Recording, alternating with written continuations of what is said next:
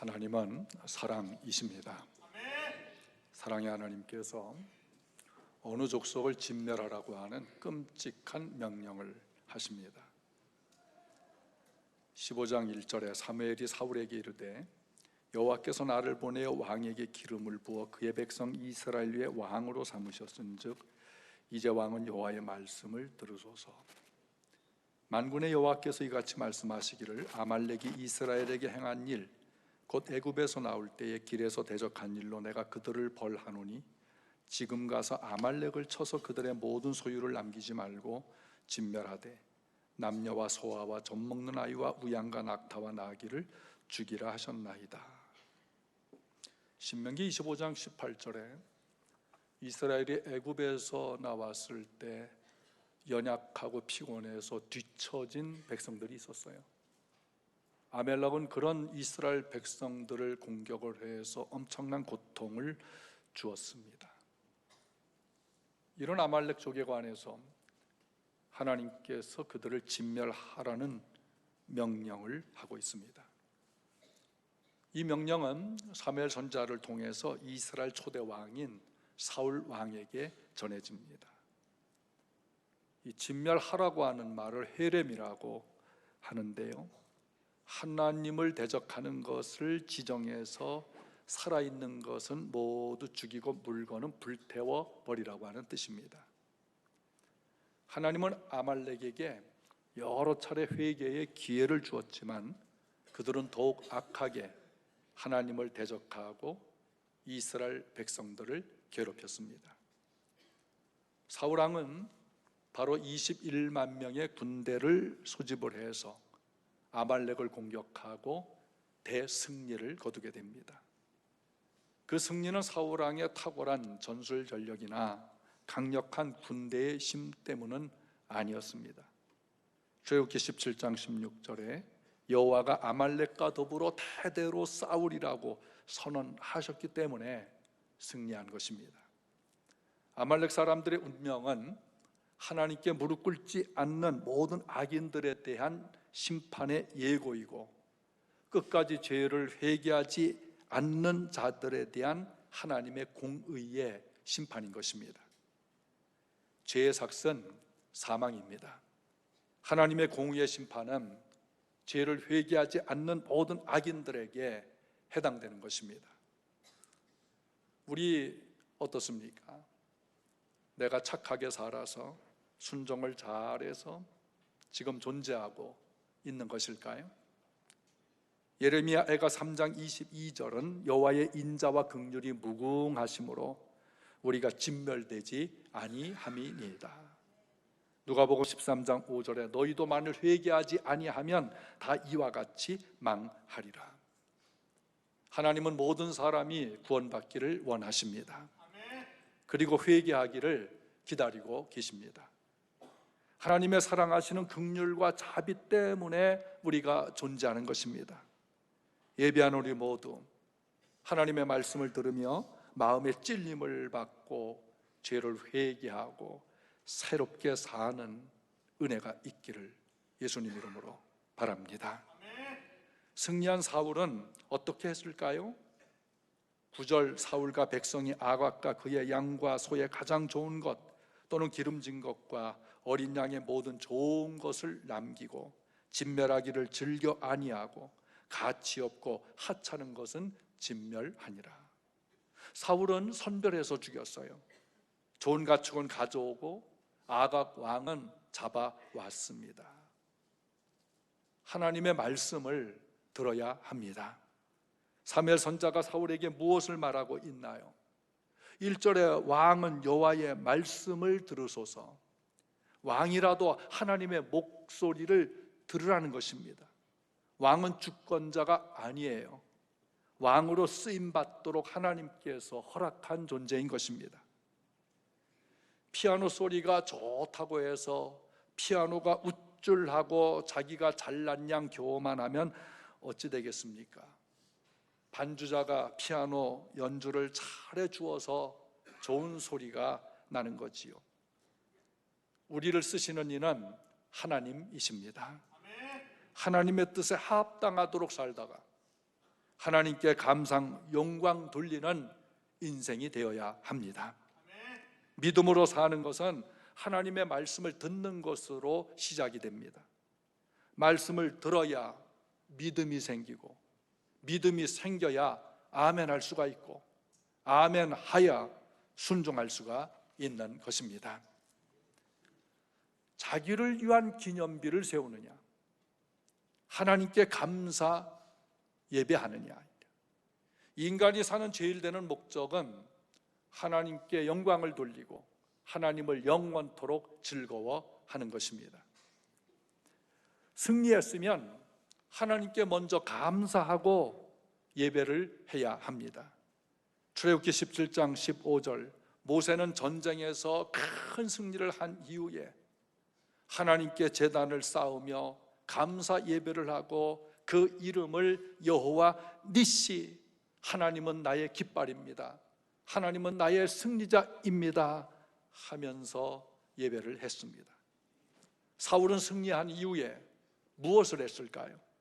12절, 사무엘이 사울을 만나려고 아침에 일찍이 일어났더니 어떤 사람이 사무엘에게 말하여 이르되, 사울이 갈멜에 이르러 자기를 위하여 기념비를 세우고 발길을 돌려 길갈로 내려갔다 하는지라.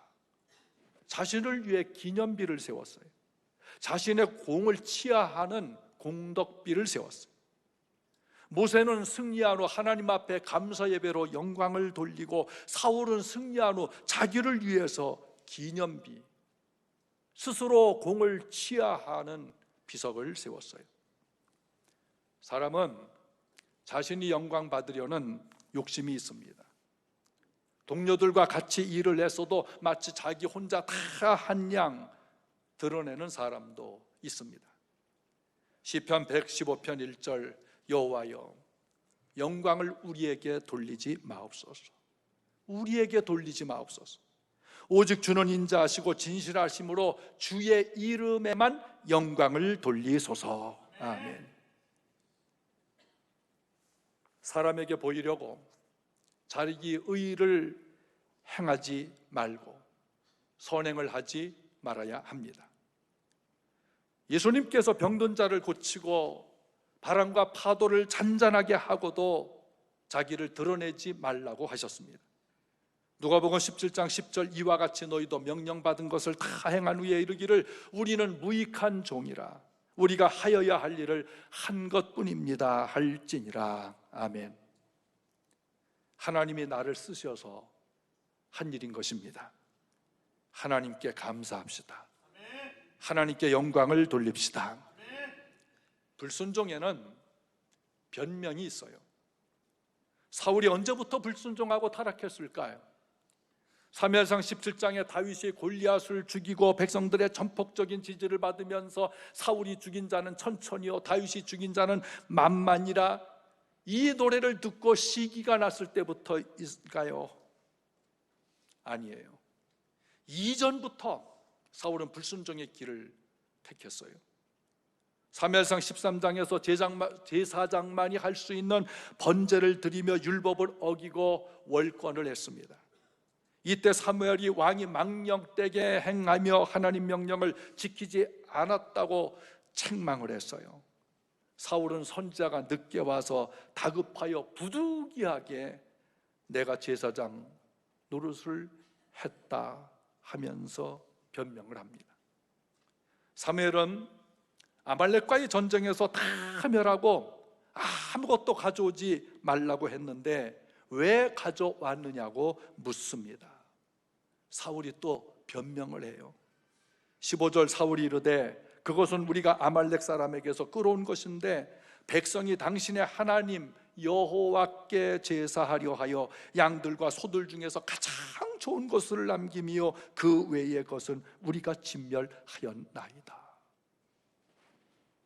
범죄하고 타락한 사울은 하나님을 당신의 하나님이라고 부릅니다. 우리 사랑하는 성도들, 하나님은 언제나 나의 하나님이십니다.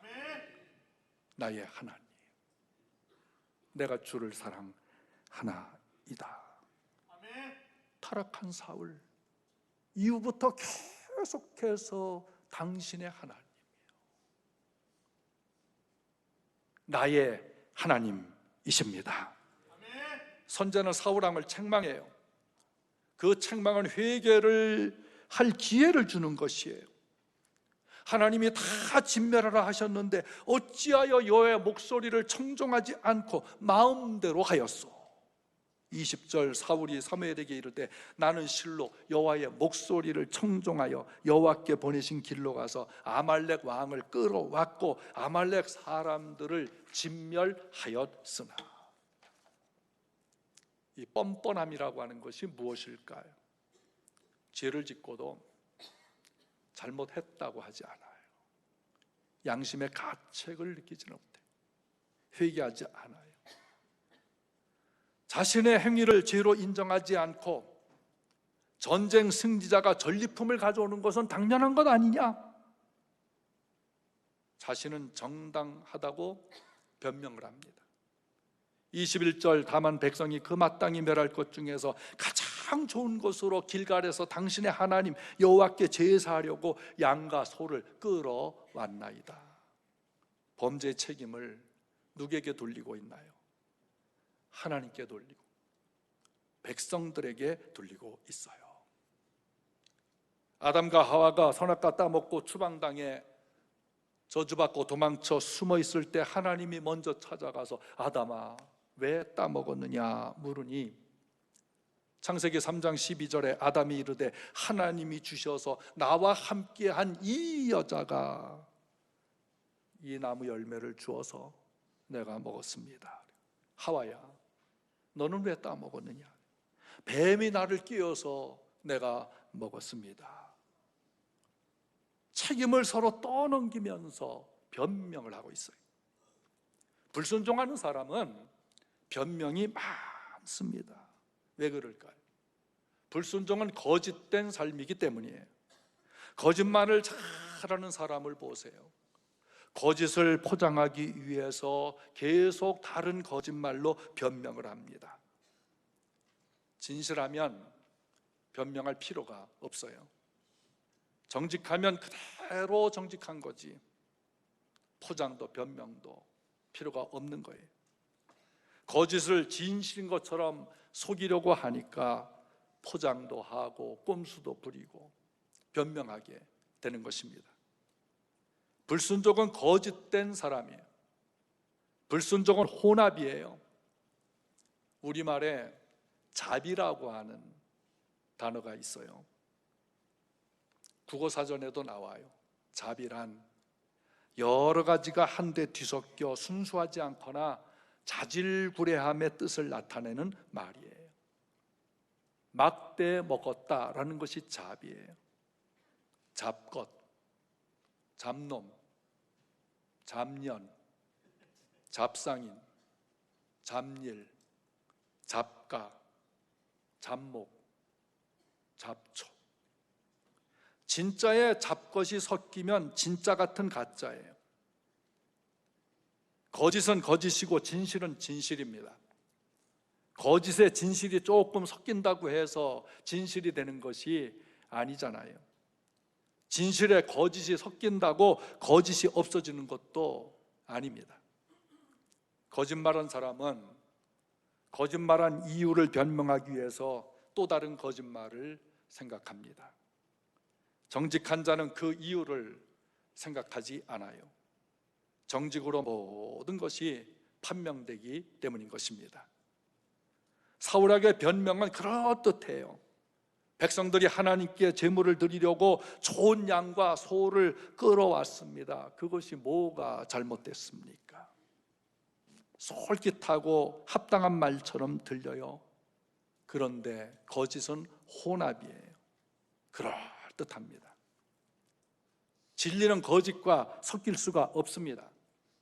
고린도후서 2장 17절 우리는 수많은 사람들처럼 하나님의 말씀을 혼잡하게 하지 아니하고 곧 순전함으로 하나님께 받은 것 같이 하나님 앞에서와 그리스도 앞에서 말하노라. 복음은 진리이기에 다른 것과 섞이면 혼합하면 약화됩니다. 복음인 예수를 순수하게 전하면 전할수록 강력해지는 줄로 믿습니다. 예수 십자가의 죽음과 부활을 확실하게 전할수록 구원하시는 하나님의 능력은 우리와 함께 하십니다. 그 복음의 순수성, 복음의 진리가 죽어가는 생명들을 구원하는 것입니다. 요한복음 8장 32절, 진리를 알지니 진리가 너희를 자유케 하리라. 이 말씀 들어보셨지요? 요한복음 18장 38절에서 예수님을 재판한 빌라도 총독이 진리가 무엇이냐라고 묻습니다. 요한복음 14장 6절, 내가 곧 길이요 진리요 생명이니 나로 말미암고는 하나님 나라에 들어갈 자가 없다고 하셨습니다. 모든 종교가 진리라고 주장하지만 종교는 진리가 아니에요. 종교가 오용이 되면 우상이 됩니다. 하나님 나라에 들어갈 수 있는 사람은 진리신 예수님을 믿는 자뿐입니다. 예수님은 빛이에요. 빛은 빛이에요. 어두움은 어둠일 뿐이에요. 진짜 진주는 진열장에 있어도 진주이고 시궁창에 처박혀 있어도 진주인 것입니다. 예수는 영원히 진리입니다. 예수는 길이요 생명인 것입니다. 우리는 종교를 믿는 것이 아니라 예수를 믿습니다. 교회를 다니는 사람들 중에는 진리와 무관한 사람들도 있어요. 진리를 믿고 실천하는 사람은 분명히 정직하고 좋게 변합니다. 여기서 좋게 변한다는 말은 말씀에 순종한다는 의미입니다.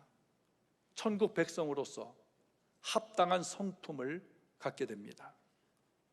그러나 종교는 믿으나 진리인 말씀에 순종하지 않는 사람은 자기 경험과 고집을 진리라고 생각해요. 변질돼서 순종하지 못하는 많은 이유를 대며 변명합니다. 거짓을 대적하고 변명하지 않는 진실한 성도로 사십시다. 믿음으로 살아야 합니다. 믿음으로 사는 것은 하나님의 말씀을 지키는 것이에요. 요한일서 2장 3절, 우리가 하나님의 계명을 지키면 이로써 우리가 하나님을 아는 줄로 알 것이요 하나님을 아노라 하고 그의 계명을 지키지 아니하는 자는 진리가 그 속에 있지 아니하되 누구든지 그 말씀을 지키는 자는 하나님의 사랑이 참으로 그 속에서 온전하게 되는 것이라. 하나님은 사울 왕에게 분명하게 아말렉을 진멸하고 아무것도 가져오지 말아라. 사무엘이 확인하러 갔을 때 어떻게 했을까? 13절, 사무엘이 사울에게 이른즉 사울이 그에게 이르되 원하건대 당신은 여호와께 복을 받으소서. 내가 여호와의 명령을 행하였나이다. 죄를 짓고도 명령대로 행했대요. 악을 선으로 재정의하는 것은 심리적으로 사회적으로 인정받는 방법인 것입니다. 우리 사회 차별금지법은 필요하지만 거기에 동성애를 슬쩍 끼워놓고 법으로 지지하는 것은 죄를 조장하고 인정받기 위한 것입니다. 공정과 정의도 자기가 유익을 위해서 적용하고 있습니다. 죄를 조장하는 자들은 스스로 옳은 일을 하고 있다고 착각하여 긍정적 이미지를 선전하고 있습니다. 사울왕은 아말렉을 잡아와 자신의 공적을 알렸고 양과 소를 끌어온 것은 하나님께 제물로 드릴 것이라고 하면서 하나님의 뜻을 행했다고 믿고 있어요. 자기 기만이에요. 이기주의예요. 제가 초등학교 다닐 때 저희 아버지가 돈을 주시면서 가게 가서 아리랑 담배를 사와라. 당시 담배 이름 중에 아리랑이 있었어요. 저희 아버지가 아리라고 하는 담배를 즐겨 피우셨는데 돈을 받아서 가게로 갔어요. 가게 보니까 담배 파는 진열장에 여러 종류의 담배가 쭉 써 있는데 가격을 보니까 아리랑이 제일 비싸더라고요. 그 옆에 진달래라고 하는 담배가 있더라고요. 거기에 20원 싸더라고요. 그런데 담배 진열장 옆에 크림빵이 날 좀 잡아잡수 하고서 놓여 있는 거예요. 근데 그게 너무 먹고 싶은 거예요. 그런데 아버지는 아리랑 값만 딱 줬어요. 그래서 제 생각에 이거 뭐 담배가 다 그 담배가 그 담배지, 그냥 어린 마음에 그래서 20원 싼 진달래를 사고 나머지 20원 가지고 크림빵 하나를 사서 맛있게 먹었어요. 그 집에 와서 아버지한테 진달래 담배를 내밀었더니 아버지가 버럭 화를 내시면서 야, 아리랑을 사오랬지 누가 진달래를 사오랬냐, 가서 받고 와라. 그리고 진달래는 더 싼데 남은 돈 어떻게 했냐. 아버지, 제가 빵이 너무 먹고 싶어서 빵 사 먹었어요. 야, 빵 사 먹고 싶으면 돈을 달래지. 혼을 내시면서 20원 돈을 더 주면서 아리랑을 사오래 다시 가서 사왔어요. 우리가 부모에게 효도를 해야 합니다. 효도는 이기주의를 하면 안 됩니다. 부모님이 마음에 기뻐하시는 효도를 해야 합니다. 믿음으로 사는 것은 말씀대로 순종하는 것이지 내가 각색을 해서 사는 것이 아닙니다. 하나님께 제사하려여 양과 소의 좋은 것을 남겼습니다. 그 외의 것은 진멸했다는 사울 같은 태도로 사는 성도들이 있습니다. 죄를 짓고도 경건을 구실로 은폐하는 거예요. 죄 짓고 새벽기도 와서 용서하소서 하고 또 가서 같은 죄를 짓습니다. 예배하러 와서 용서해 주세요 하고 가서 똑같은 죄를 짓습니다. 기도 모임, 전도 모임, 구역 예배 하다가 쓸데없는 잡담을 친교로 둔갑을 하고 정치 이야기 하다가 편이 갈려져 감정이 상해요. 모두 경건을 구실로 하는 죄인 것입니다. 교회를 한답시고 직장일을 소홀히 하는 것이 하나님의 경건이라고 하는 것도 은폐인 것입니다. 사울왕의 죄의 은폐, 자기 정당화와 기만, 책임정과 불순종에 대한 사무엘의 말을 들어봅시다. 19절, 어찌하여 왕이 여호와의 목소리를 청종하지 아니하고 탈취하기에만 급하여 여호와께서 악하게 여기시는 일을 행하였나이까. 사울은 전리품 탈취에 욕심을 냈어요. 급급했어요. 하나님께서 무엇을 좋아하실까요? 22절, 사무엘이 이르되 여호와께서 번제와 다른 제사를 그의 목소리를 청종하는 것을 좋아하심같이 좋아하시겠나이까.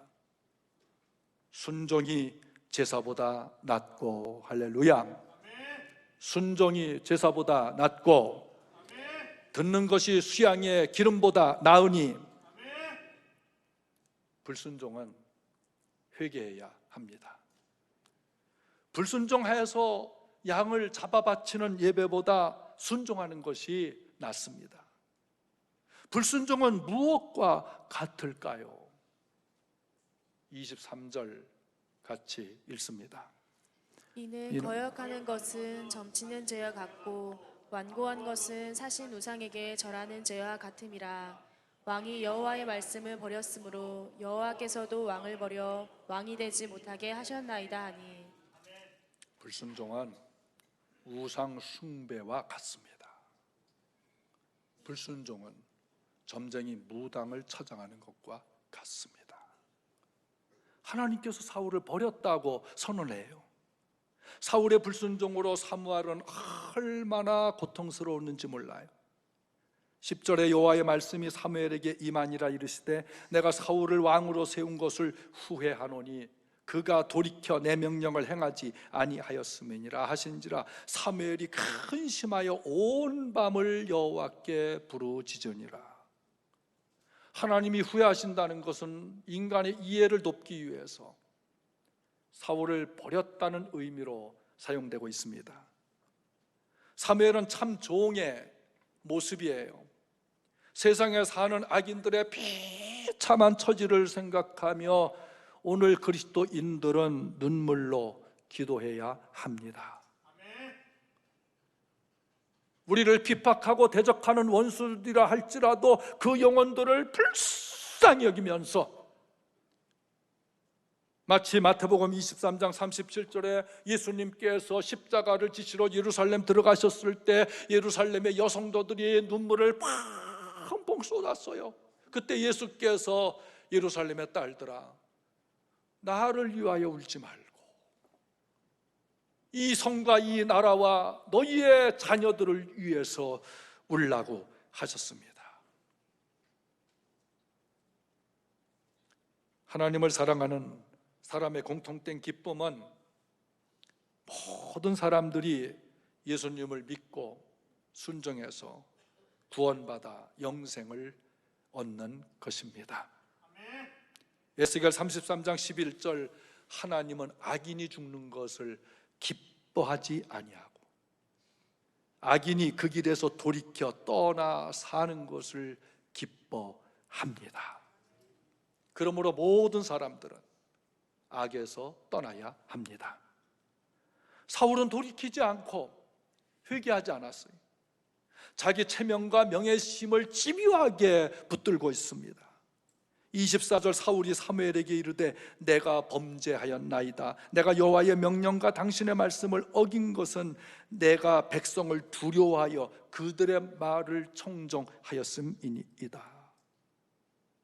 사울은 백성들의 요구를 들어주지 아니하면 자기 체면과 명성이 손상될 것을 두려워해서 그랬다고 하면서 거짓으로 회개하는 척 했습니다.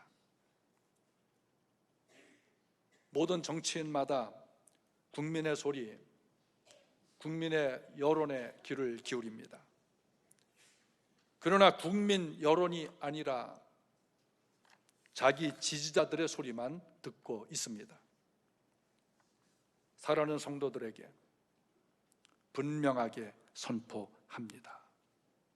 사람의 소리보다 하나님의 소리를 들으세요. 이 세상의 여론의 소리가 99% 있다 할지라도 1% 하나님의 말씀을 듣기를 바랍니다. 30절에 사울이 이르되 내가 범죄하였을지라도 이제 청하옵나니 내 백성의 장로들 앞과 이스라엘 앞에서 나를 높이사 나와 함께 돌아가서 내가 당신의 하나님 여호와께 경배하게 하소서. 그는 백성들의 재촉에 하나님의 말씀을 묻어 버렸습니다. 여론이 쏠려도 하나님이 아니라면은 안 된다고 하는 믿음으로 삽시다. 사무엘은 잡아온 아각을 처형하고 질서를 잡기 위해서 사울과 같이 경배를 했습니다. 이후 사무엘은 다시는 사울 왕을 만나지 않았어요. 예배는 해야 합니다. 그러나 마음에 순종 없는 허례와 형식적 예배는 하나님을 분노하게 합니다. 하나님은 거칠의 허세에 관심이 없으세요. 건물이 금이 가서 여기 쫙쫙 갈라져 무너질 직전에 있는데 페인트 칠한다고 붕괴를 막을 수가 있을까요? 사울은 마음에서 하나님을 쫓아냈어요. 자신의 뜻만을 견고히 믿습니다. 사무엘은 확실하게 알려줍니다. 23절, 이런 이유로 왕이 여호와를 버렸으므로 여호와께서도 왕을 버려 왕이 되지 못하게 하셨나이다. 하나님은 영원하십니다. 영원하신 하나님은 거짓이 없어요. 변함이 없으세요. 왕도 대통령도 어떤 권력자도 하나님이 허락하시는 동안에만 다스릴 수 있습니다.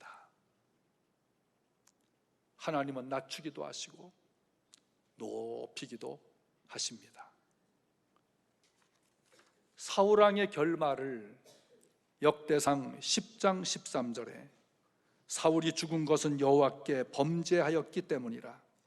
그가 여호와의 말씀을 지키지 아니하고 또 신접한 자에게 가르치기를 청하고 여호와께 묻지 아니하였으므로 여호와께서 그를 죽이시고 그 나라를 이새의 아들 다윗에게 넘겨 주었더라.